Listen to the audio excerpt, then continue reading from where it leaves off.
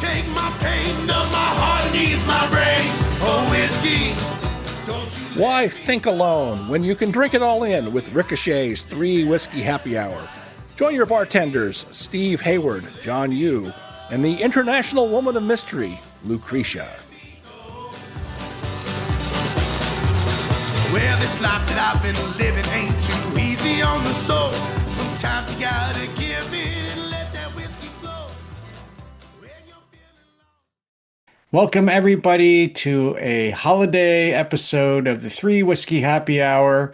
We're counting down the days to Christmas, although we will have a special Christmas episode for everyone. But before we do, this is going to be one of the last episodes of Three Whisky Happy Hour for 2025. And we are joined by our holiday-themed co-hosts. We have the international woman of mystery, Lucretia, who has an advent calendar that involves skyscrapers, explosions, and many guns. What is that, Lucretia? What do you have there? It is the Die Hard Christmas, official Christmas Die Hard advent calendar.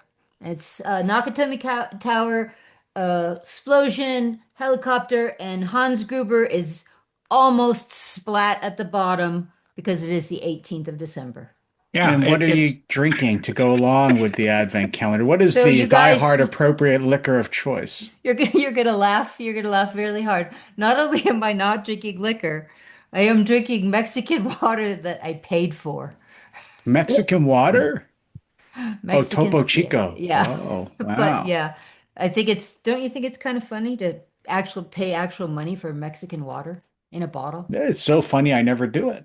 There you Steve, go. I actually really like Topo Chico. So what are you drinking, and what's your concession to the holiday spirit? Yeah, so this is really bad of me. I've been traveling all week, and I'm still a little dehydrated. So I just finished a gin and tonic because I need the tonic, So I know that's bad, but anyway.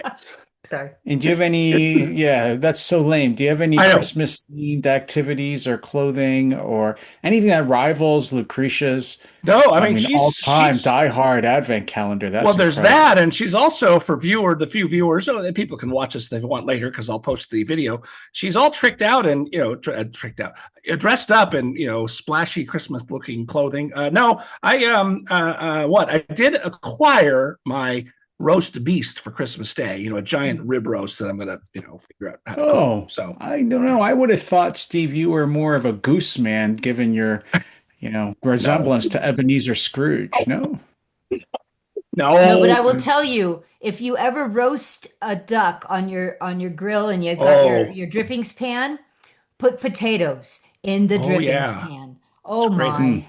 That's a great idea. Yeah. Well, because you guys were fighting earlier today, I feel like what? Don, we have known each other for so long. Do you think a little tiff like that is going to break a friendship? I was like, they're getting divorced or something. It was like I was the child of divorce again here. You guys, I'm so glad the listeners never read your texts to each other. So because you guys were so mean to each other, I'm going to break out the Willet for tonight in the giant bottle here. Now you're making me want to go get some whiskey. Yeah, I know. I always pour it out because I have to be up at 4 a.m. your guys' time. Ooh. So, but maybe I'll go it's get really some. Good. This Willet. Damn you, John. Yeah, man. Well, like I said, your guys bickering and fighting has driven me to drink. I know. We're not supposed really to drive you guys fighting. to drink. We're talking past each other as usual. Yeah, that's right. Yes. Okay. If we could actually, if we relieved. did this not on text, we could actually probably come to an understanding. But yeah, this has happened for years, John. Oh, good God. How can you take it for that long? Anyway, so the first topic I think we're going to discuss is the shooting at Brown. As we are taping the show, there's breaking news that the police have finally found the shooter. There were all kinds of conspiracy theories circling around this because the Providence police at first caught somebody. Then they released this person of interest, said they were cleared. The shooting was on Saturday. So up until today, There didn't seem to be any progress made. There was talk that it might be related to the shooting of an MIT professor also in the Yeah. last week. I'm not sure whether that's true. Now that it turns out that the Brown shooter, according to reports we're just getting, has died at a storage facility in Salem, New Hampshire, which was surrounded by armed police. And we'll get more details. But despite the details, what do you all make of the Brown shooting? I mean, this has followed a number of shootings that have been taking place on college campuses. Remember, Charlie Kirk was assassinated on a college campus as well. Um, does this mean we need to harden and weapon up on campuses? Is there something we can do about this? Is there a political angle to any of this? Is it the case that it's left-wing nuts who are taking advantage of the openness of college campuses to shoot at people? Lucretia, your take. Well, let me just say that my whole university has been completely dismantled and riled, and we have now a horrible administration. Hope they're listening, because of a shooting that took place. A Muslim graduate student who was unhappy about I don't know what, with an engineering professor, walked into the classroom and shot him dead. And he had been on, like all these other things, on the radar for some time, but the police, they didn't do anything about it. And so everybody from the president, the provost on down, ultimately, the police chief, all of those people just fell like dominoes because of that shooting. Gosh, it's probably been 3 years now. But I don't know. I mean, campus, if you want to be a shooter, campus is a great place to do it because, as you probably know, John, the only person who's ever armed on campus, and then only in her car, is me.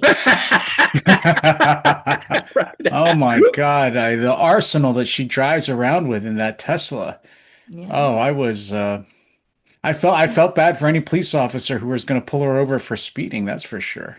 Before That was I concede to Steve the time, I do have a serious comment about what you said, and I do think that insofar as some of these college university-based shootings are actually, confined to universities, it's because universities are the hotbeds of what I would consider probably the two most controversial issues in American politics today, and that would be the whole transgender debate, and then, of course, the Gaza, Israel, Zionist debate. I mean, on campuses, you guys are on campuses too, both of you. Do you see anything more, what shall we say, more salient on university campuses? And every shooting that I can think of has its relationship to one or the other. But, I'm not probably thinking of everything. Steve, before Steve responds and answers, another detail just came in. The name of the shooter was Claudio Manuel Neves Valente, 48-year-old former Brown graduate student and Portuguese national.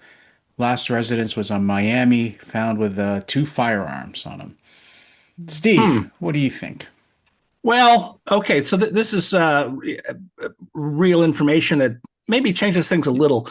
3 or 4 things. First, most people don't pay any attention to Rhode Island because why would you? It's the size of a postage stamp, but it's an incredibly corrupt state. And if you watched any of the press conferences of the law enforcement, you saw a total clown show. What if the Babylon Bee said Chief Wiggum's put in charge of the investigation?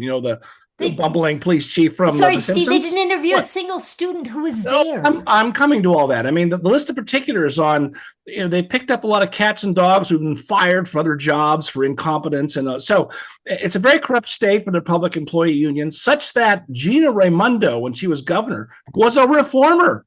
She was later became, Biden's Secretary of Commerce. And then at Brown, so big question marks here.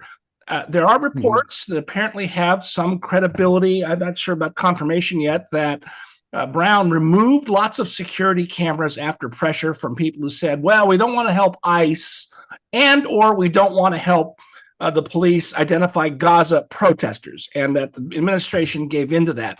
That's not confirmed yet, but you're hearing that charged. And when some reporters, good for them, asked about this at one of the press conferences, got a very heated response that was a non-response from officials, right? The third thing is the university did something very strange. They have a guy who's a student. He's LGBTQ plus XYZ Omega, whatever, all the letters, who's a pro-Palestinian activist, pretty radical, and they scrubbed his information from the university's website. By the way, he looks a lot like the physique of the person you saw in the videos that were put out. So a lot of people online said, hey, I wonder if this is the guy. Now, maybe it's not. It sounds like it's not from the information that you've just relayed to us, John. But, and the university is saying, oh, we don't want people to be doxxed. We were concerned for the students' safety. All you did by scrubbing him from the website was call more attention to this person. That was, again, maybe this is stupidity. The old Mike Ullman rule, never chalk up to malice what could be explained by stupidity.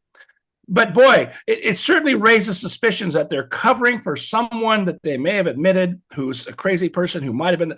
So maybe it's not him, but still, that was a dumb move by the university. Then finally, last point, the fact that they are investigating, and by the way, it was said in the Wall Street Journal this evening, which means now mainstream press, that they're investigating a connection between this shooting and the one of the Jewish MIT professor who's doing work on fusion energy. They might be connected.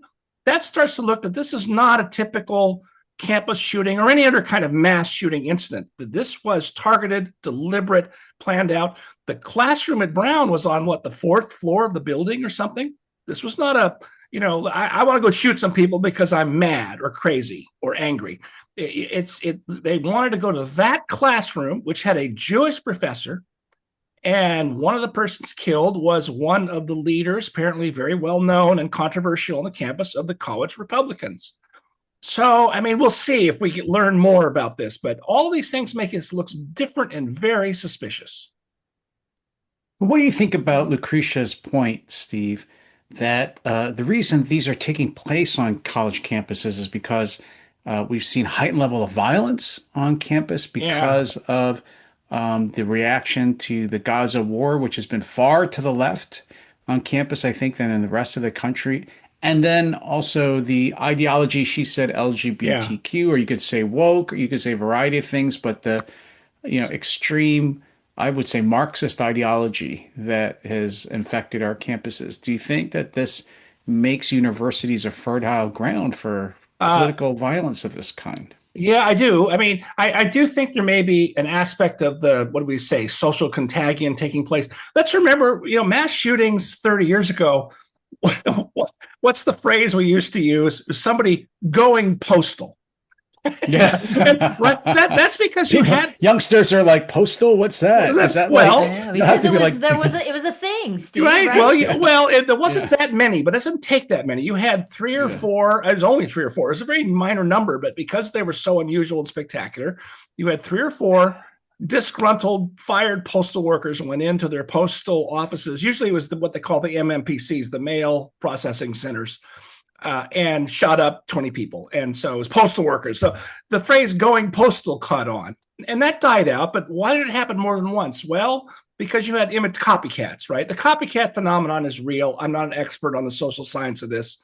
But I do think that once you start, people say, oh, I can shoot Charlie Kirk on a college campus. I think these things vary. You had an Asian student, was it at VMI or Virginia Tech? Yes, there was a Korean kid. Right. There was a Korean kid. A troubled, I don't know what that's about. That wasn't ideological, and I don't think. No, he was nuts is what he was. Yeah, but the fact that you start seeing it at college campuses, oh, Brown University is a gun-free zone. How could this happen there? Right? I do think that people see it as market opportunity, and for whatever reason, I don't discount Lucretia's reason, but for whatever reason, I think we should fear more of this. Lucretia, what would you do to, let's look going forward, what would you do to stop this? Other than give out more advent calendars with about a movie about a police officer who shoots up a tower in Los Angeles. What would you do if we do expect to see more of this. And of course, the three of us are college professors. I mean, we know that the parents of these families entrust these children to our care, and our universities failing in the job of maintaining basic security on campuses. What would you do to stem this tide of violence?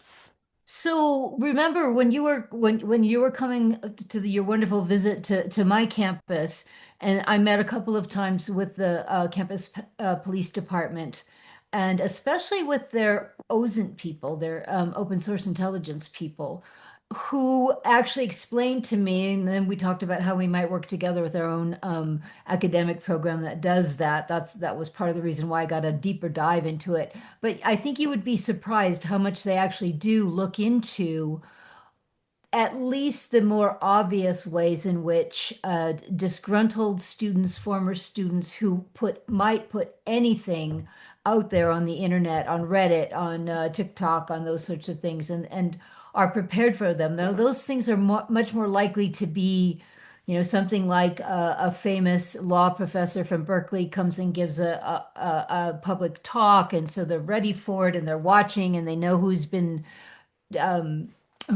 writing about it on social media, posting about it. But they also sometimes can see evidence of, but they're never going to pick up these loners that are just out there stewing, and there's not much they can do. And everybody on a campus in many ways, I think, is a sitting duck, because no campus that I know of allows firearms of any kind on it, as far as I know.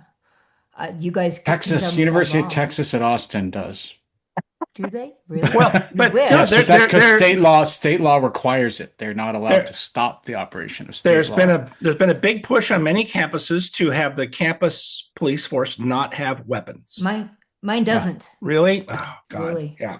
Yeah, actually, so you remember that I'm on a little, really quickly, I'm on a little branch campus of the university, and we are next door to a community college, very close to, within, 100 yards.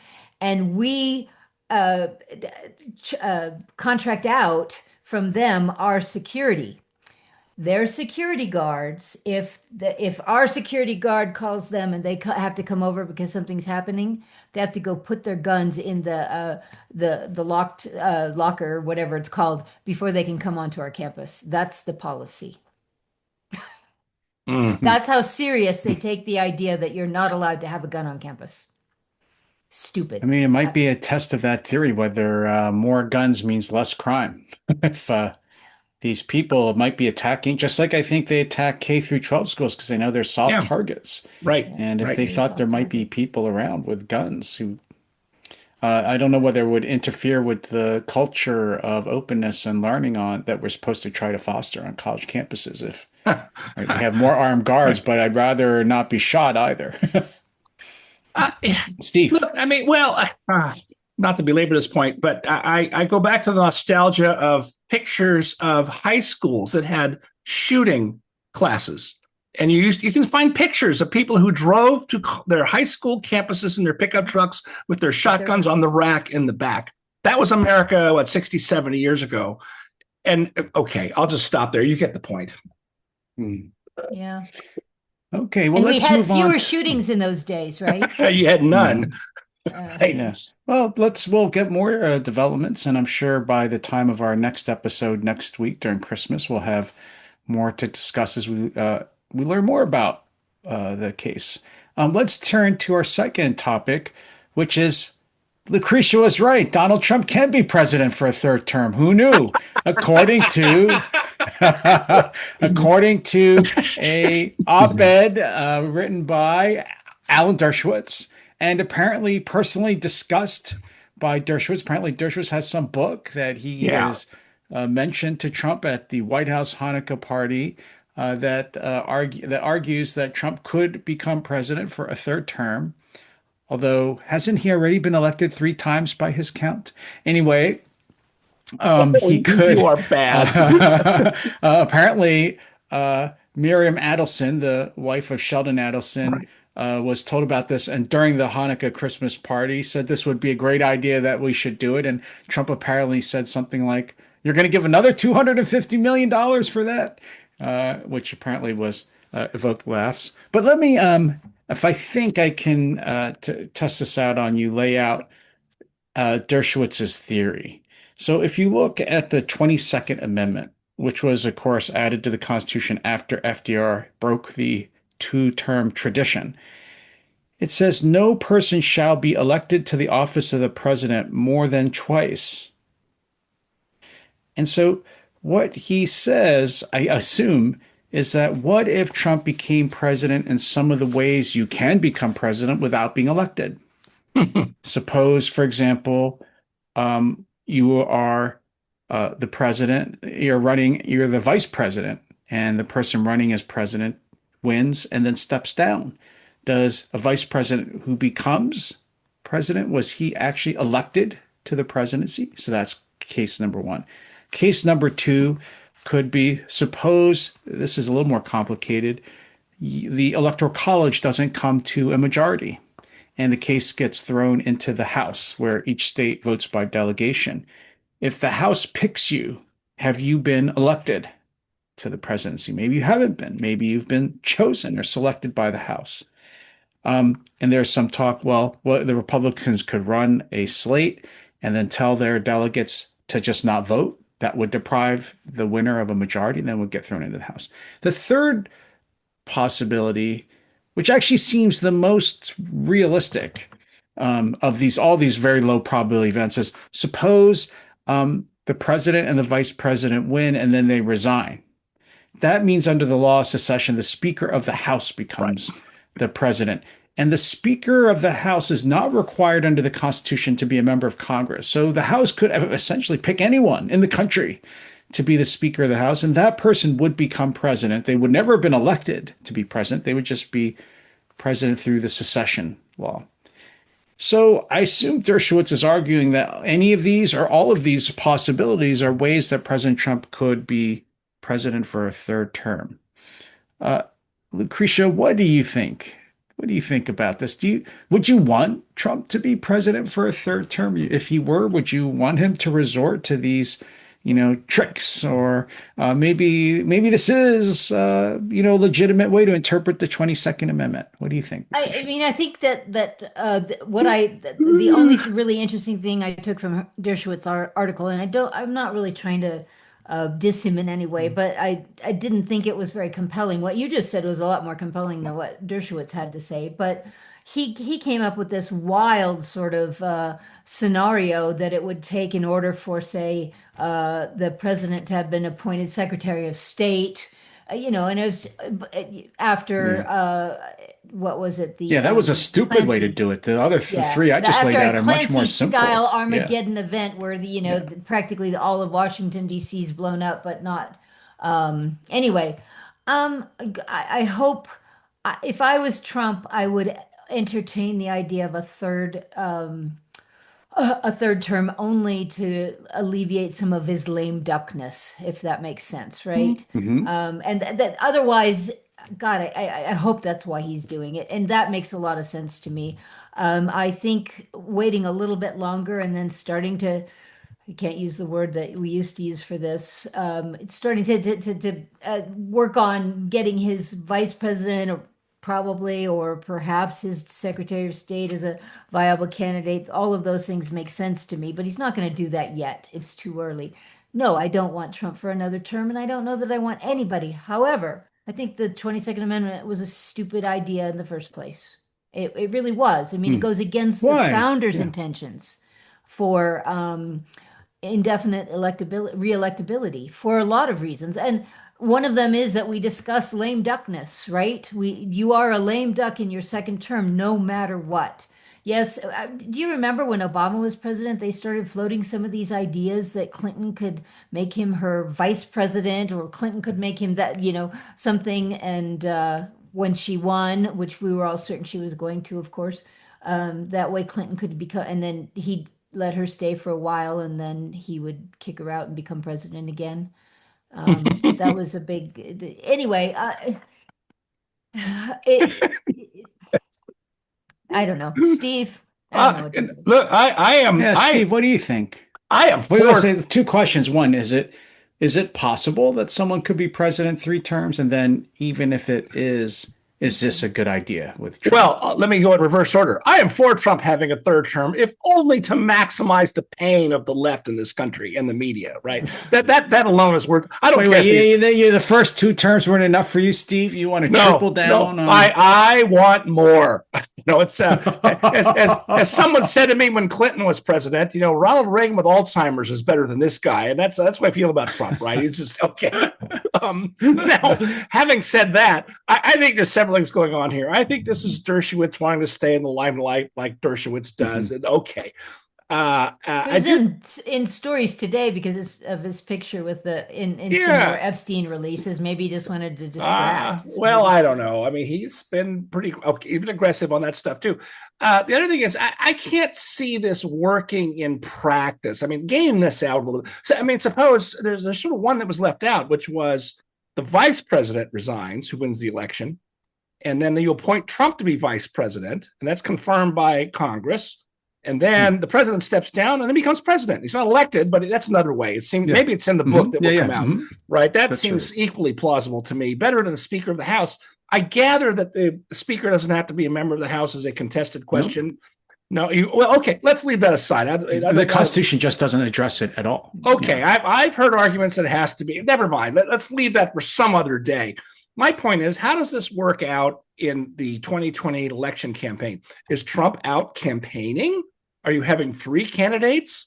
And how plausible is it that the Republican nominee, say it's J.D. Vance, he's out campaigning, vote for me, but everyone knows that he's going to step aside in favor of Trump? I just don't see how that works very well with voters. I think a lot of people would say, even a lot of people who, independents inclined to vote for Trump, as they've done for 3 elections, say, no, I don't. That's just too gimmicky. Right? I mean, the mechanics may be plausible. I don't think the real world politics of it would work in practice. And I think it would probably backfire.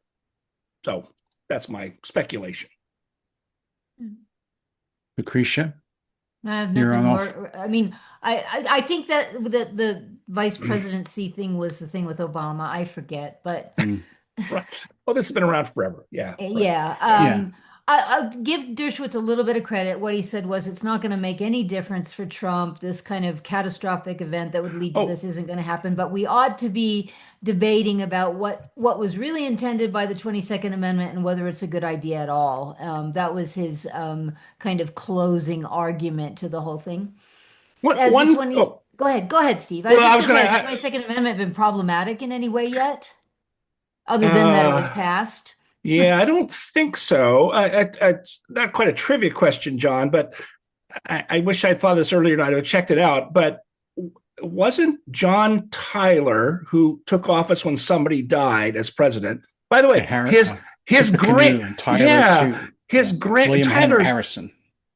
Tyler's grandson just died last week, which is one of those amazing things, which shows how young the country is. Isn't that amazing? Yeah, amazing. That's amazing. I know. Remember, the guy was president of the 1840s. I believe Tyler also was alive at the time of the Civil War and went with the Confederacy. Yeah, could be. But my recollection was when Harrison died, they kept referring. There was some question about whether he was president or acting president. Yes, exactly. That's exactly right. Mm-hmm. And so, I mean, there's, this would, again, the ambiguity of the 22nd Amendment leaves the door open to being an acting president. The 22nd Amendment was in part passed to solve the Tyler problem, I think. But anyway, small point, but kind of fun. That's a really interesting point because when I did my book on the presidency, I came across that today we just accept you ascend to the presidency if the president dies and you're just the president. But there was actually a strong effort when Tyler became president to relegate him to acting president and never have the full power of the office. Right. And this is considered Tyler's major contribution to the presidency. He said, nope, I am the president and I am going to exercise all the powers that. Well, you guys will remember, sorry to bring this up, but it's kind of funny. The controversy in California with, Steve, remind me his name. Mike Kerb. Mike Kerb, who, when Jerry Brown would leave the state, right?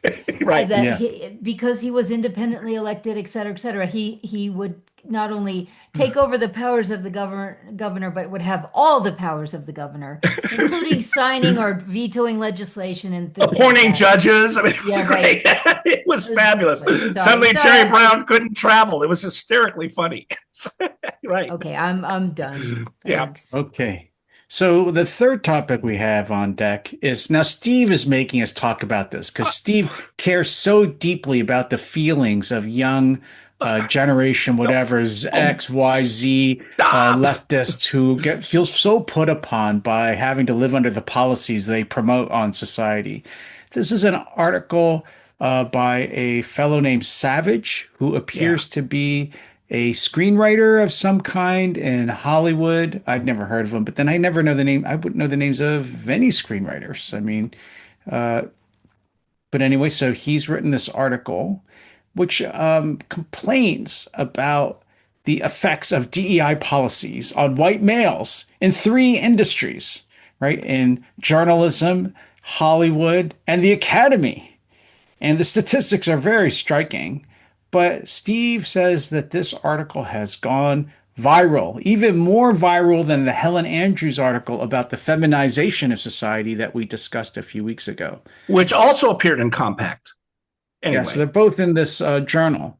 Um, uh, Steve, I mean, I've read the article. Have I fairly described it? And why are you so enraptured by the suffering of white male liberals who have to live on the policies and the theories that they forced on the Yeah. rest of us? I'm like, wah, wah, wah. Oh, I feel so bad for these people who probably voted for I'm sure they all voted for Obama and Yep. they voted for these policies and they just don't like the use of race when it's done to them, but they love the use of race when it's done to other people, I guess. So, Steve, why Yeah. are you so enraptured by this complaining Well, generation, extra millennial Well, crybaby? so first of all, hats off to Compact is a fairly new online journal that's very nicely laid out. They publish a lot of great people across the spectrum, mostly center right, though, I think. And they've now had the second sort of viral article in a few months. Helen Andrews, we talked about, and now this article is going viral. That's the question. Why has this article caught fire in Yeah. the space of a week? Because it's not a new argument. The statistics are not entirely new. And in fact, if you look at social media comment, you see a lot of, I'll call them old timers who are saying, hey, wait a minute. Like my friend Fred Lynch at Claremont McKenna, he's been writing about this since 1990, and he's raising his hand saying, "Hey, wait a minute!"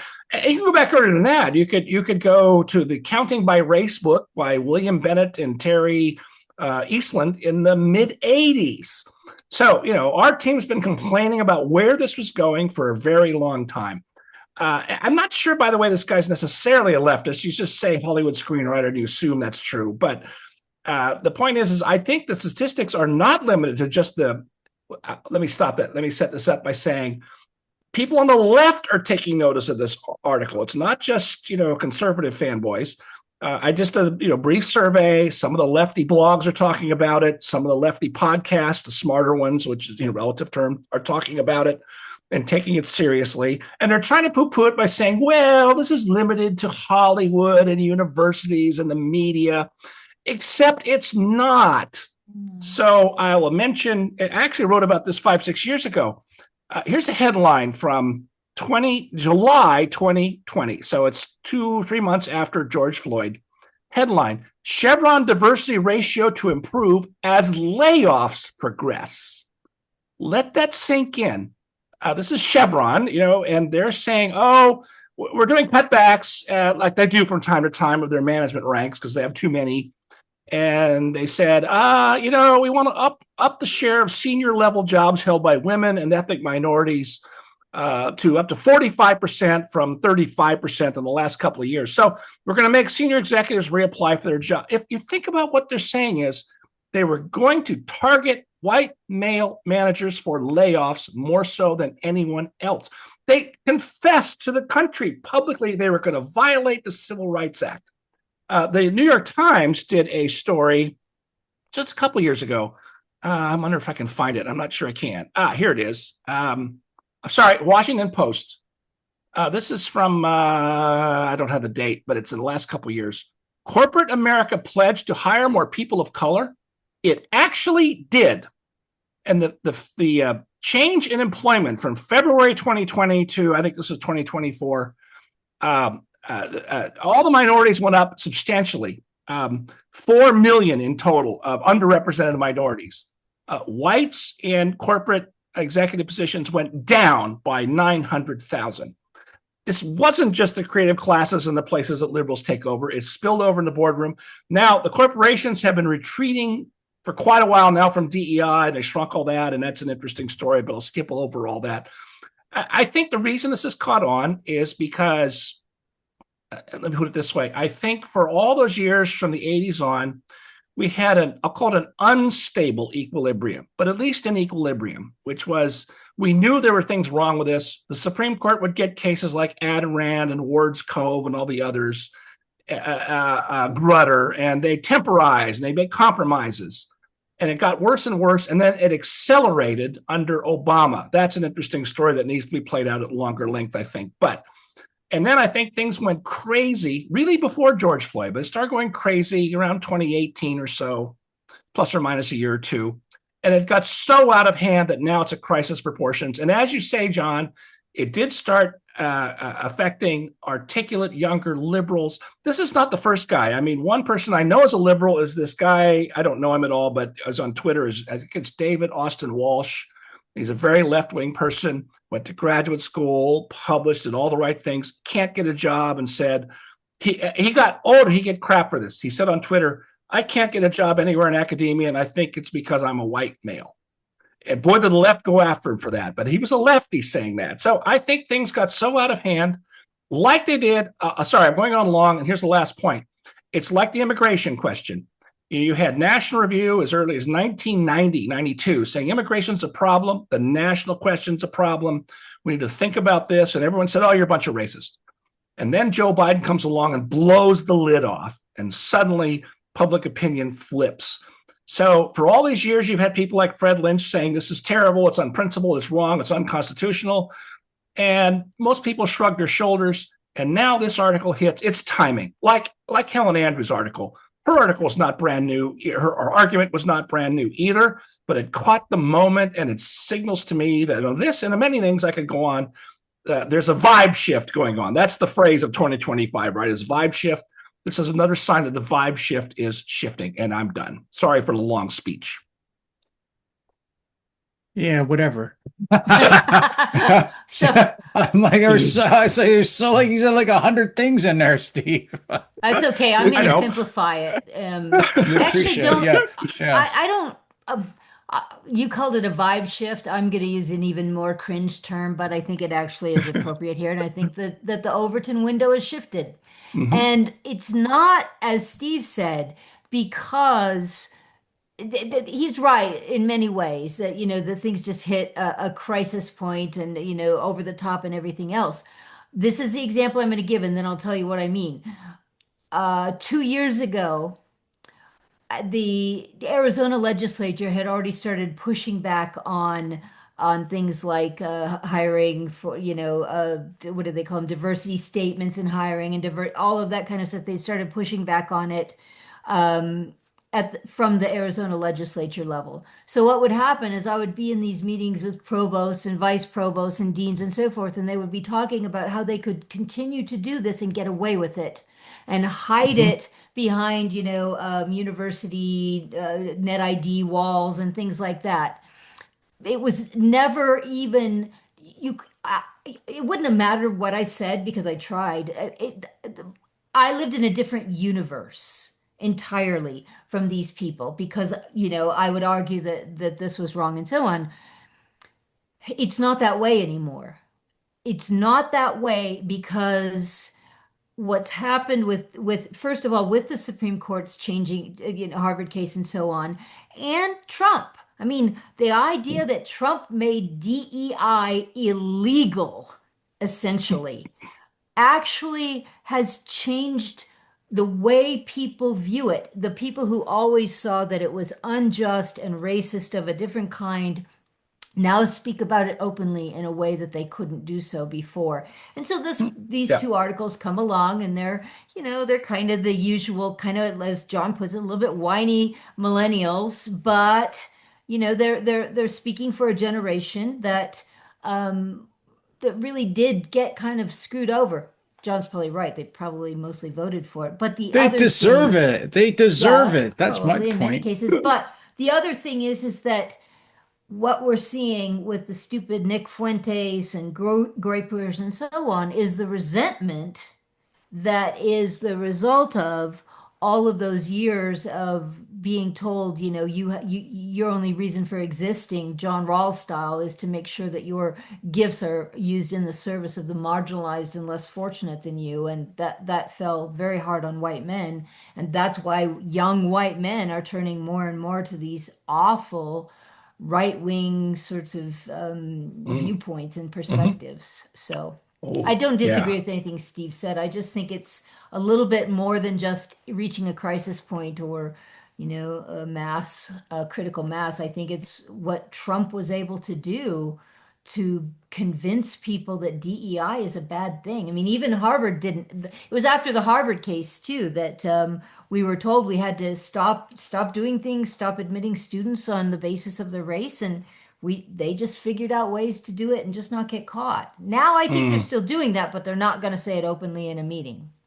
Well, You know? that's a legal question for you, John. Except I want to defer full consideration to another time. But the exit question here is there now suddenly, you talk about the Overton window moving, Lucretia, is there now suddenly a gaping potential legal liability? The government can do, Justice Department, EEOC actually has said they're interested in this, I think, this week. Standards and practices investigations where you investigate deliberate discrimination against white males and therefore big liability settlements from universities and corporations and elsewhere. If you have a short answer to that, because I think that's a longer question, but Yeah, is that a I good, quite right? agree. Yeah, no, I Okay, think there is a lot. I mean, that's what Harmeet Dillon is up to. right. Yes, Is exactly. Right. trying to go Okay. to court. I mean, they're hard cases to prove because these universities are really good at cheating, Well, yeah, concealing their I'll true bet. intent with lots of words, and so are corporations now too. But what Well, it I does. bet there's Go email ahead. Mhm. chains and I'll bet there's all kinds of bad documentary evidence. A lot of Yeah, it may be being destroyed right now. Wouldn't surprise me at all, but I'll bet there's lots of documentary evidence that can be found. And oh boy, would that be fun. Okay, so you guys are sorry, but Lucretia. this is my second foray into nonsensicalness.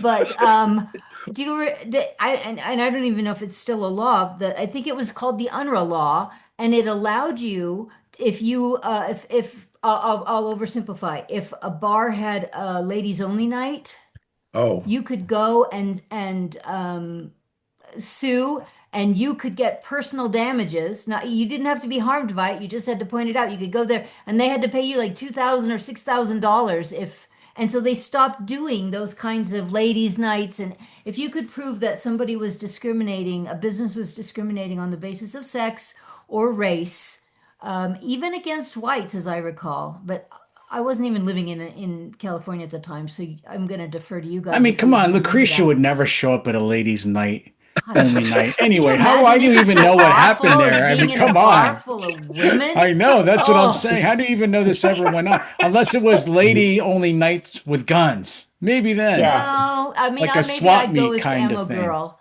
I'd go with Ammo Girl, but that's about it. But we'd want men there. Nobody wants to go to a Exactly. bar that there aren't any men, right? Exactly. So why Okay, would you sorry. even want to go? Exactly. Okay. So I think we've fully Beat exhausted that Steve's horse to sympathies death. for whining millennials. But Um, cheapers. So, readers, listeners, the fourth topic we were going to discuss, that's what triggered the fight I was referring to earlier between Lucretia and Steve. We were fighting over what should be the fourth topic to close out this show. But before we turn to one, I want to give Lucretia the chance to respond to her. You may not realize this, but she finally is at the center of a conspiracy theory Right. herself. This is news. It's about damn time. This It's is about this damn time. this is real And I news. people. I know. In the Can I set podcast. this out? Because I did not know this myself. But So apparently in the one of the podcast highest, tonight, yes. In the, 3 people have already texted me about it.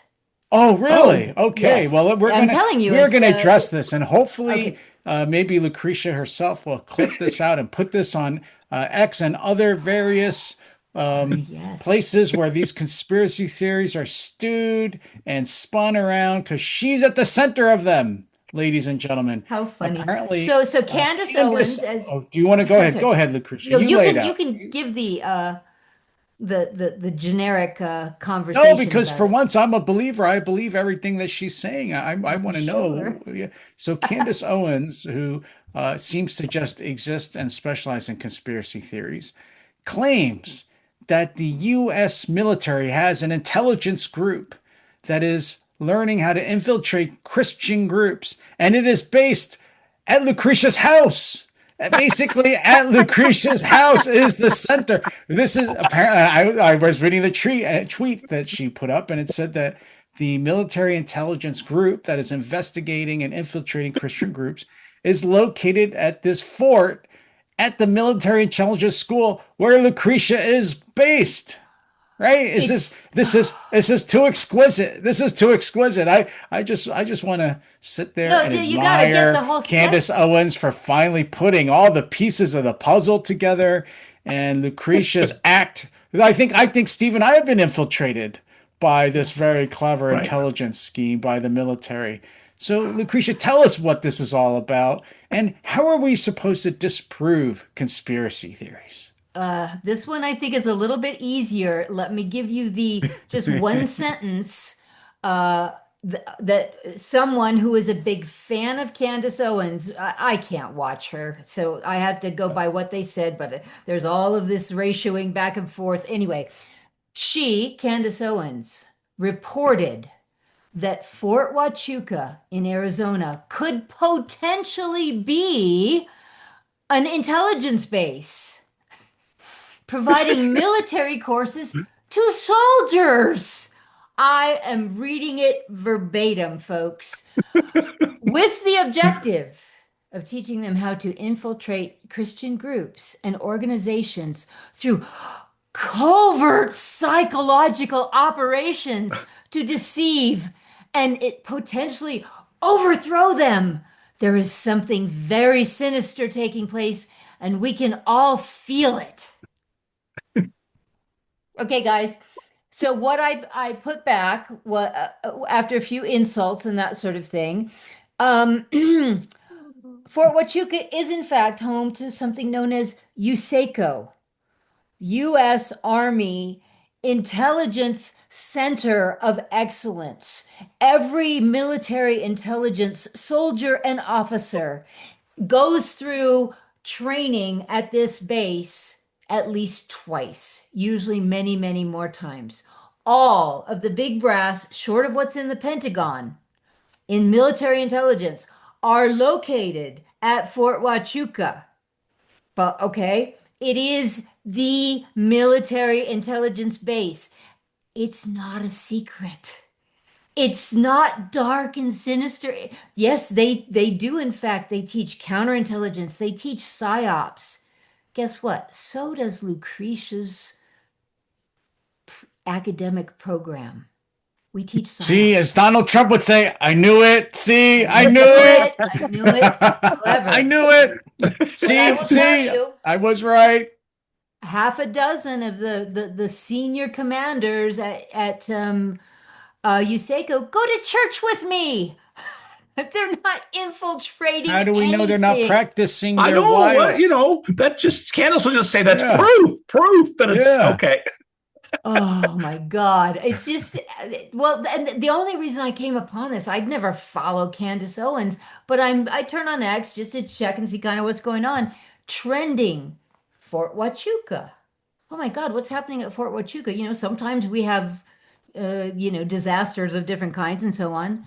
And so I click on it and it's just like thousands of posts about how Erica Trump, Erica, Kirk. yeah, right. Sorry, Kirk. I'm looking at Trump on my screen. And what was his name? The chief of security for Charlie Kirk, some guy who's goes by Mitch because he had to change his name because the government's been trying to kill him for 35 years. Swear to God. Swear to God. Thinks he saw her ponytail and that other guy meeting with some Arizona something on Fort Huachuca the night before Charlie Kirk was killed. And this has become, I mean, you cannot believe how many thousands of people are buying into this nonsense. And so I am now embarrassed. I do not want a conspiracy theory hat. At least Steve, we finally don't see us. I told you we shouldn't buy one. We didn't have to. However, that being said, I do want to point out what because we were going to talk about, we didn't get to it. The Susie Wiles interview, where in one of the things she allegedly said was that J.D. Vance was a conspiracy theorist. His answer is brilliant. It was absolutely brilliant. And that's the kind of conspiracy theorist. What was his answer? His answer was, yeah, I'm a conspiracy theorist. When those conspiracy theories right now in 6 months turn out to be absolutely true, yeah. And the media just doesn't cover them, that's what a conspiracy theory is. I will wear that hat, but I will never wear the Candace Owens hat. She's just vile. I don't get it. What is the deal? Maybe you guys understand. I don't. Steve, your thoughts? Come on, Steve. You must appreciate the deliciousness. Oh my God! I know, trapped by a conspiracy theory, and I gotta say, I listened to her explanation, and I'm not convinced 1 second. Now you see, John, I'm going to talk sotto voce here in the stage whisper that Candace Owens has gotten the drop on Lucretia. You know, it's well, a couple things. By the way, just a one sentence comments on the Susie Wiles thing that we can talk about. Yeah, I was actually going to turn to that next. You want it? Well, I don't. Because Lucretia has given the point of Lucretia addressing this was to issue the official denial of these crazy people. Let's move on to the seriousness. Well, let me just say in one sentence. Susie Wiles interview in Vanity Fair. Well, all right, I'll just say this now. Well, let me do it in reverse order then. Look, I have a field theory of Candace Owens that also applies to Tucker Carlson. I think they're extreme narcissists who want the attention, and they've figured out how to keep the attention on them. I think it's that simple. I think it's too bad. I always thought. By the way, Lucretia has just posted a picture, I think, of her receiving an award of the head Christian infiltrator. Exactly. I have received the Medal of right. Something, well, whatever it was, but that is the commanding general of Fort Huachuca. Well, I'm going to post this in the show notes for my public service. Right. Anyway, for the record, John, I've always thought Candace Owens was overrated. 10 years ago, I was telling people, I think you guys are making a mistake promoting her. I don't think she's that good. The Susie Wiles thing, I can open it this way.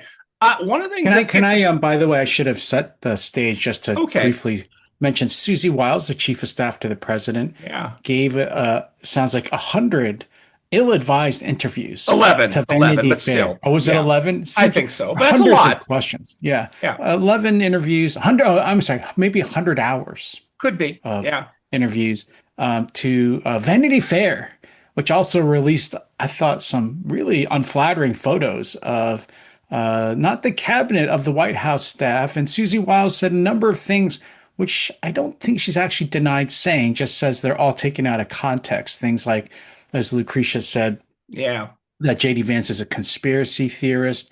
I think said Pam Bondi has whiffed on the Epstein matter and done generally a bad job. Said President Trump has the personality of an alcoholic, and on and on. Steve, what is your take on this? This is roiling Washington, D.C. right now. No, it's not. No, here's why I say no, it's not. Lucretia put her finger on it. Maybe not this way.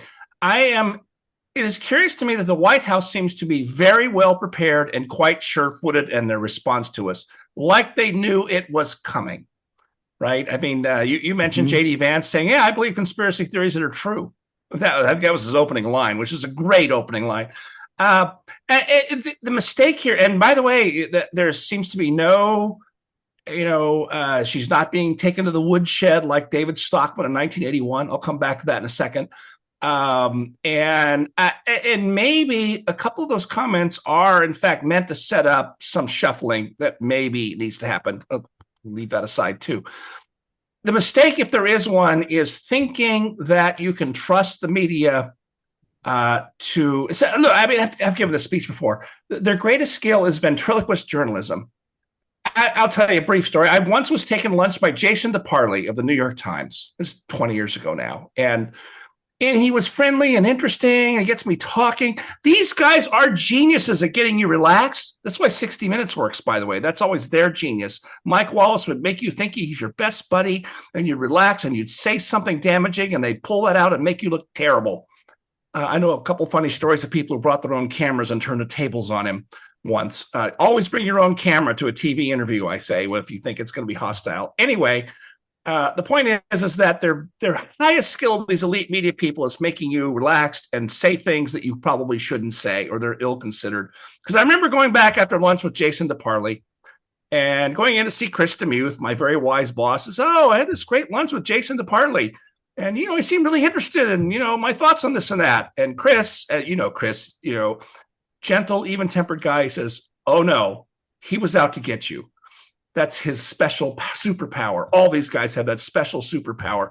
So I mentioned David Stockman, and I'll end here. In 1981, David Stockman, the great budget whiz kid for Reagan, agrees to sit down with William Grider of the Atlantic Monthly, a far left-wing advocate journalist, not a reporter.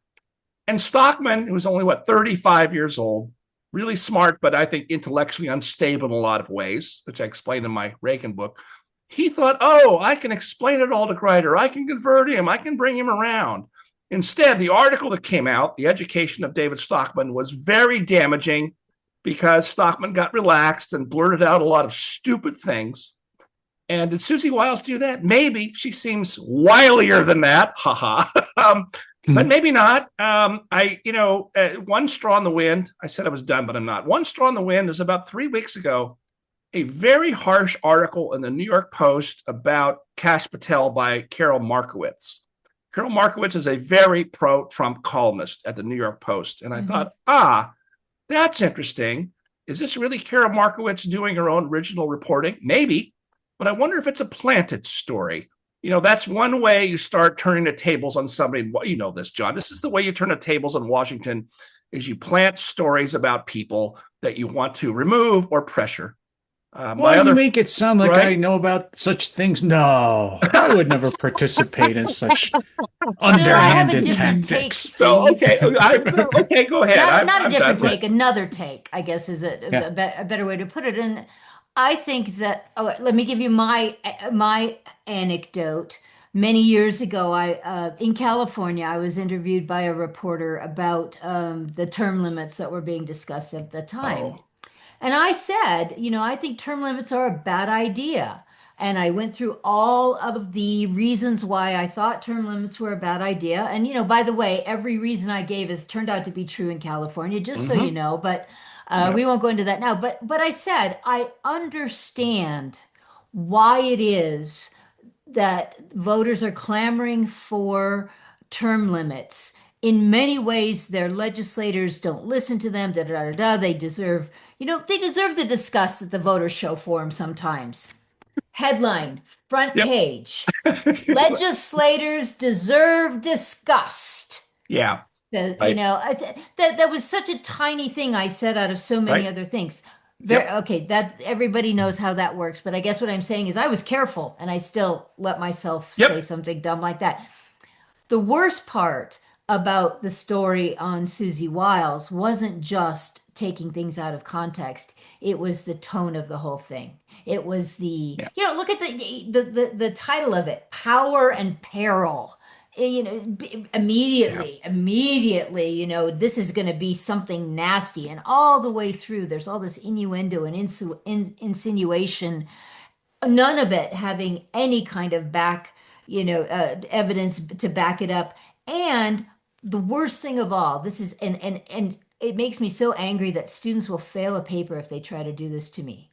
A lot of people say that. Many people say that. Critics say that. These kind of, many people believe that.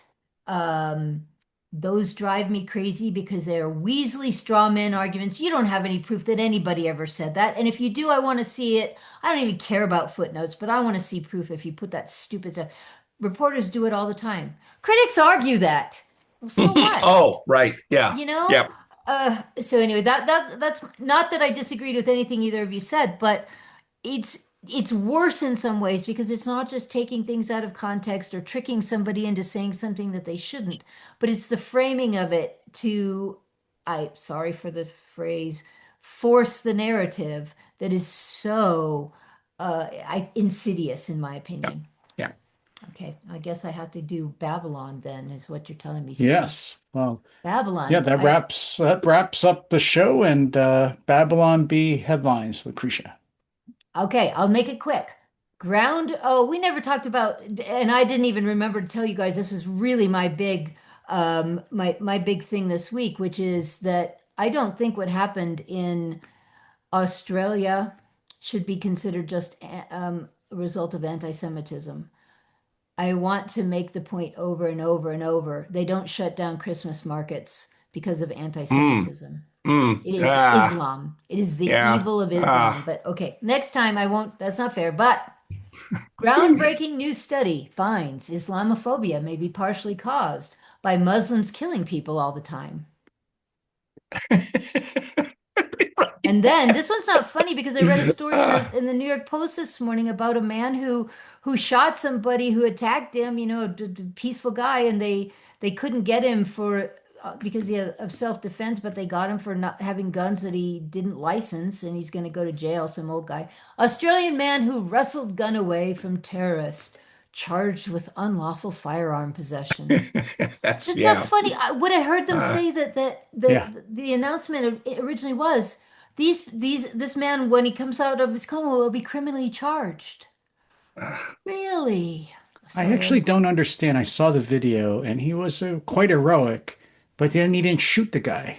Yeah. He wrestled the gun away, had it pointed at him. Put it down. And he got shot by police. Yeah, I don't understand why he didn't shoot the two killers. He might not. I mean, there's several reasons for that. He might not have known how to use a gun, in which case you don't want to improvise on the moment. But there's also possible that he knew that he would be legally vulnerable if he did. I think Lucretia raises okay. Yeah. They're insane down there. Awful. Yeah, that's insane. You probably heard today that the House, without the help of 4 slimy Republicans, passed the ban on mutilating children. Democrats blast Republicans for trying to put hardworking genital mutilators out of work. Sorry. Tragic.